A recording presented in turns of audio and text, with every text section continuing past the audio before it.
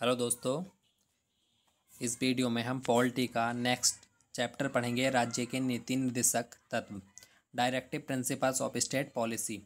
इससे पहली वीडियो में हमने मूल अधिकार पढ़े थे और ये जो है हमारी सीरीज की 6th वीडियो है।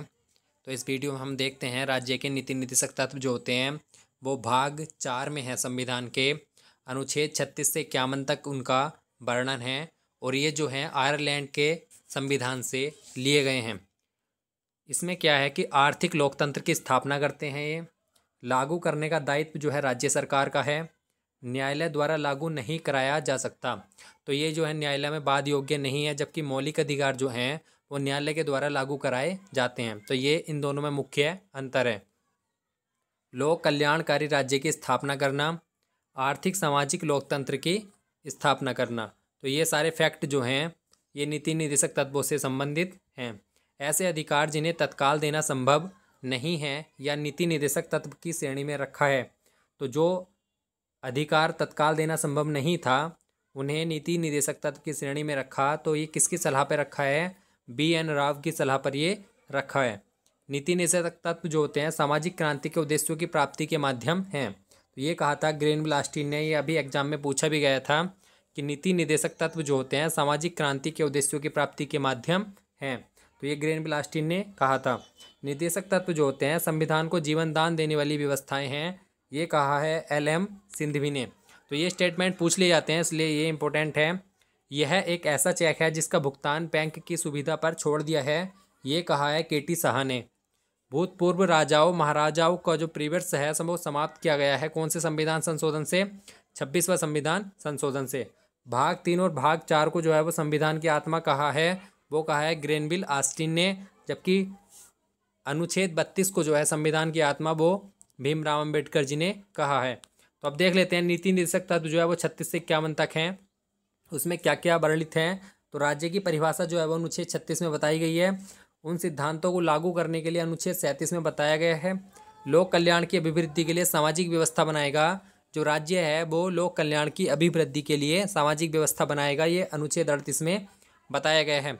अनुच्छेद 39 जो है वो ये कहता है कि राज्य द्वारा अनुसरणीय कुछ नीति निर्देशक तत्व हैं, जैसे पुरुष स्त्री को आजीविका के पर्याप्त साधन उपलब्ध कराए जाएंगे, भौतिक संसाधनों का उचित वितरण कराया जाएगा, अर्थव्यवस्था में धन का साधनों का उचित उपयोग कराया जाएगा, स्त्री और पुरुष के लिए समान कार्य के लिए समान वेतन की व्यवस्था अनुच्छेद 39 में की गई है। 39 का कै जो है वो समान न्याय एवं निःशुल्क विधिक सहायता के लिए है। अगला है हमारा अनुच्छेद 40 ग्राम पंचायतों का संगठन, ये इंपॉर्टेंट है। ग्राम पंचायतों का संगठन जो है वो अनुच्छेद 40 में है। कुछ गांवों में काम शिक्षा लोक सहायता पाने का अधिकार है, मतलब जो राज्य के लोग हैं वो सरकार जो है उन्हें काम शिक्षा लोक सहायता जो है उपलब्ध कराएगी। न्याय संगत और मनोवांछित दशाओं तथा मातृत्व अवकाश का जो उल्लेख है वो अनुच्छेद 42 में है। तो मातृत्व अवकाश का उल्लेख अनुच्छेद 42 में है। 43 क्या कहता है कि कर्मकारों के लिए निर्वाह मजदूरी कुटीर उद्योगों को प्रोत्साहित किया जाएगा। तो जो सरकार है वो मजदूरी कुटीर उद्योगों को प्रोत्साहन देगी। आर्टिकल 43 का क्या क्या कहता है कि राज्य उद्योगों में लगे उपक्रम स्थापना कर्मकारों की सहभागिता जो है वो 43 के कै में वर्णित है। सहकारी समितियों को प्रोत्साहन जो है वो 43 के ख में है। 97वां संशोधन था 2011 में, उसमें सहकारी समिति जोड़ी गई थी भाग 9 के ख में। तो 43 ख में भी इसको जोड़ा गया था। ये बहुत ज़्यादा इंपॉर्टेंट है। नागरिकों के लिए समान सिविल संहिता जो है आर्टिकल 44 में इसका वर्णन है। और गोवा जो है वो पहला राज्य है एक समान सिविल संहिता लागू करने वाला। उत्तराखंड में भी इसके लिए जो है समिति बनी हुई है, वो अपनी बहुत जल्द रिपोर्ट दे देगी। उसके बाद उत्तराखंड में भी जो है एक समान सिविल संहिता जो है लागू की जाएगी। आर्टिकल 45 क्या कहता है कि बाल्यकाल में देखभाल या 6 वर्ष से कम उम्र के बच्चों को शिक्षा उपलब्ध कराने के लिए अनुच्छेद 45 में बताया गया है। SC/ST दुर्बल वर्ग के शिक्षा एवं अर्थ संबंधी हितों की अभिवृद्धि जो है वो 46 में। पोषाहार का स्तर बढ़ाना जीवन स्तर सुधारना राज्य का कर्तव्य है, तो ये 47 में है। कृषि एवं पशुपालन का संगठन जो है, जो कृषि एवं पशुपालन जो है उनसे संबंधित योजनाएं हैं वो राज्य सरकार द्वारा चलाई जा रही हैं, तो वो ये आर्टिकल 48 में हैं। 48 का जो कै है पर्यावरण संरक्षण संवर्धन वन्य जीवों की रक्षा, जो वन्य जीव संरक्षण अधिनियम 1972 आया और वन संरक्षण अधिनियम 1980 आया, तो वो इस अनुच्छेद को जो है बढ़ावा देते हैं। अगला है हमारा 49 राष्ट्रीय महत्व के जो स्मारक हैं स्थान हैं वस्तुएं हैं उनका संरक्षण किया जाएगा। न्यायपालिका का कार्यपालिका से पृथक्करण किया जाएगा। अंतर्राष्ट्रीय शांति एवं सुरक्षा की अभिवृद्धि जो है यह अनुच्छेद 51 में है। तो ये हमारे 36 से 51 जो है नीति निर्देशक तत्व थे। अब देख लेते हैं कि संविधान संशोधन द्वारा कौन कौन से जोड़े गए हैं। 42वां संविधान संशोधन 1976 के द्वारा अनुच्छेद 39 का कै, 43 का कै, 48 का कै जोड़े गए हैं।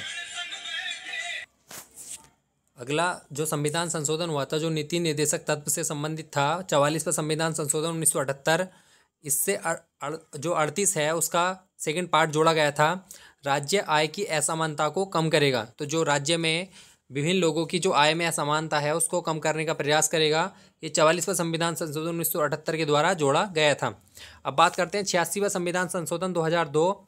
इसके माध्यम से अनुच्छेद 45 में ये बात जोड़ी गई थी कि 6 वर्ष से कम आयु के बच्चों की देखरेख एवं शिक्षा संबंधी जो निवेश है वो किया जाएगा।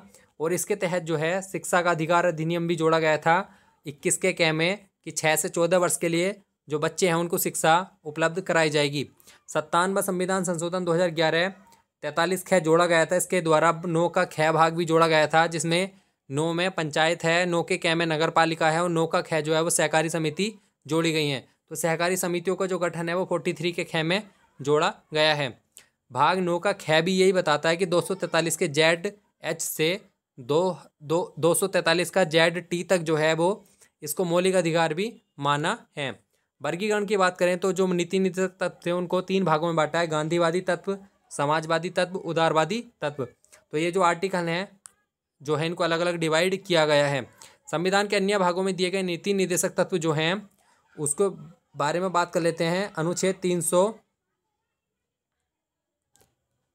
335 है, इसको सही से देख लेना। संघ राज्य के सेवाओं, पदों, नियुक्तियों पर SC ST को के बारे में जो उनके ध्यान रखना, मतलब 335 है ये आर्टिकल।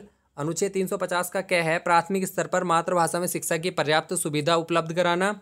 अनुच्छेद 351 में हिंदी भाषा का प्रचार प्रसार बढ़ाया जाए, तो ये अनुच्छेद 351 में कहा गया है। अगला देख लेते हैं हम मूल कर्तव्य। मूल कर्तव्य जो हैं वो सरदार स्वर्ण सिंह समिति की अनुशंसा पे जो है 42वें संविधान संशोधन 1976 के माध्यम से जोड़े गए हैं। ये भाग 51 के कै में, भाग 4 के 51 कै में जो है जोड़े गए थे। जब जोड़े गए थे उस समय 10 मूल कर्तव्य थे, जबकि 86वें संविधान संशोधन के द्वारा 11वां मूल कर्तव्य जोड़ा गया है। 6 से 14 वर्ष के बच्चों को माता पिता या संरक्षक शिक्षा का अवसर प्रदान करेंगे। तो जब ये जोड़े गए तो उस समय 10 थे, अब जो है मूल कर्तव्य कितने हैं, 11। और ये कहाँ से लिए गए हैं, ये सोवियत संघ से लिए गए हैं। मूल कर्तव्य दिवस जो है वो 3 जनवरी को बनाया जाता है, क्योंकि इस दिन 42वां संविधान संशोधन लागू हुआ था। ये केवल भारतीयों के लिए हैं, विदेशियों के लिए नहीं है। ये न्यायालय द्वारा इनको लागू नहीं कराया जाता। तो जो मौलिक अधिकार है वो न्यायालय द्वारा लागू कराए जाते हैं, जबकि नीति निर्देशक तत्व और मूल कर्तव्य जो हैं ये न्यायालय द्वारा लागू नहीं कराए जाते। तो ये आज हमारे चैप्टर नीति निर्देशक तत्व और मूल कर्तव्य क्या था। इस अब अगले चैप्टर में हम राष्ट्रपति उपराष्ट्रपति के बारे में पढ़ेंगे, इसलिए वीडियो को कंटिन्यू देखते रहें। जो आने वाले एग्जाम हैं उनके लिए बहुत ज़्यादा इंपॉर्टेंट है। धन्यवाद।